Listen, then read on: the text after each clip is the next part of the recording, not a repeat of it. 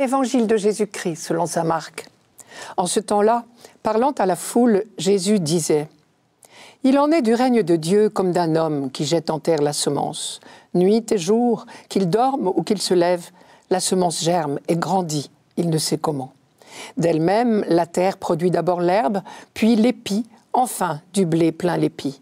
Et dès que le blé est mûr, il y met la faucille, puisque le temps de la moisson est arrivé. » Il disait encore « À quoi allons-nous comparer le règne de Dieu ? Par quelle parabole pouvons-nous le représenter ? Il est comme une graine de moutarde. Quand on la sème en terre, elle est la plus petite de toutes les semences. Mais quand on l'a semée, elle grandit et dépasse toutes les plantes potagères.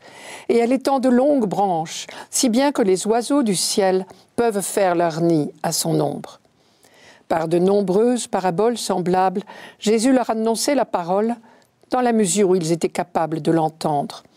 Il ne leur disait rien sans parabole, mais il expliquait tout à ses disciples en particulier. Jésus ne disait rien à la foule sans employer de parabole, nous dit Marc. C'était certainement la seule manière d'avoir un petit espoir d'être compris. Car la leçon était quand même rude à faire passer. Jésus lui-même annonce d'entrée de jeu qu'il va parler du royaume de Dieu. Mais tout le monde a déjà des idées là-dessus. Et les idées des hommes ne coïncident pas du tout avec les siennes apparemment. Alors il lui faut déployer toute une pédagogie dans la ligne de la conversion que l'Ancien Testament avait déjà entreprise. Au début, le peuple d'Israël, comme tous les peuples, ne pouvait envisager le règne de Dieu qu'en termes de souveraineté. Dans cette optique, dire à toi le règne, la puissance et la gloire revient à dire c'est toi le plus fort. Si les textes du livre de l'Exode nous présentent toujours les rencontres de Moïse avec Dieu dans l'orage, les éclairs, le feu, le tremblement de la montagne, c'est que sans toutes ces preuves de grandeur et de puissance, le peuple n'aurait jamais pu prendre ce Dieu au sérieux. On se souvient comment plus tard, Dieu a révélé au prophète Élie que sa puissance n'est pas ce que l'homme croit spontanément. C'est le fameux épisode d'Élie à l'Horeb. Je vous cite quelques versets. Le Seigneur dit à Élie, sors, tiens-toi sur la montagne devant le Seigneur. Voici, le Seigneur va passer. Il y eut devant le Seigneur un vent fort et puissant qui érodait les montagnes et fracassait les rochers. Le Seigneur n'était pas dans le vent. Après le vent, il y eut un tremblement de terre, mais le Seigneur n'était pas dans le tremblement de terre. Après le tremblement de terre, il y eut un feu, mais le Seigneur n'était pas dans le feu. Et après le feu, le bruissement d'un souffle ténu. Alors, en l'entendant, Élie se voila le visage avec son manteau. Cette fois, Élie avait tout compris. Dieu n'est pas dans les démonstrations de puissance que nous aimons tant. Il est dans la brise légère, le bruissement du souffle ténu. Ce paradoxe, si on y réfléchit, parcourt toute la Bible, dès l'Ancien Testament. À commencer par le choix surprenant d'un tout petit peuple pour porter au monde la plus grande des nouvelles.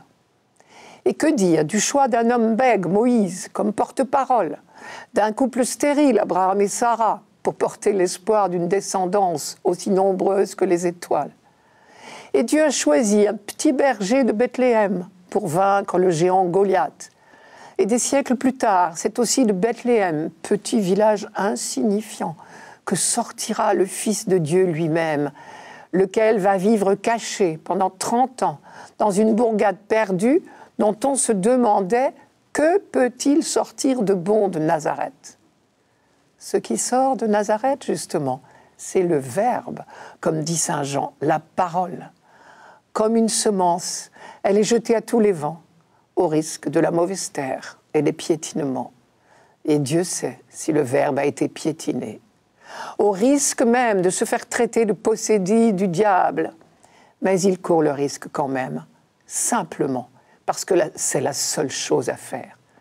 À travers même les échecs apparents du Christ, la déchéance et la mort sur la croix, s'est levé sur le monde le triomphe de l'amour. Telle est la leçon de ces paraboles, une magnifique leçon de confiance. Dieu agit. Le royaume est une semence qui germe irrésistiblement. Il est peut-être encore invisible, mais la moisson viendra. Jésus nous dit quelque chose comme, vous savez, la puissance de vie qui se cache, même dans une toute petite graine. Contentez-vous de semer, c'est votre travail de jardinier. Dieu vous fait confiance pour cultiver son jardin. À votre tour, faites-lui confiance. La semence poussera toute seule, car c'est Dieu qui agit. C'est votre meilleure garantie. Jésus l'avait bien dit en parlant de lui-même. En vérité, je vous le dis, si le grain de blé qui tombe en terre ne meurt pas, il reste seul. Si au contraire il meurt, il porte du fruit en abondance. C'est là que se manifeste la vraie puissance de Dieu. La parole semée dans la pauvreté et l'humilité devient peu à peu un arbre immense dont les bras sont assez grands pour accueillir l'humanité tout entière. Voilà le dessein bienveillant de Dieu. Réunir l'univers entier sous un seul chef, le Christ, ce qui est dans les cieux et ce qui est sur la terre. La graine de moutarde, quand on la sème en terre, elle est la plus petite de toutes les semences du monde. Mais quand on l'a semée, elle grandit et dépasse toutes les plantes potagères. Et elle étend de longues branches, si bien que les oiseaux du ciel peuvent faire leur nid à son ombre.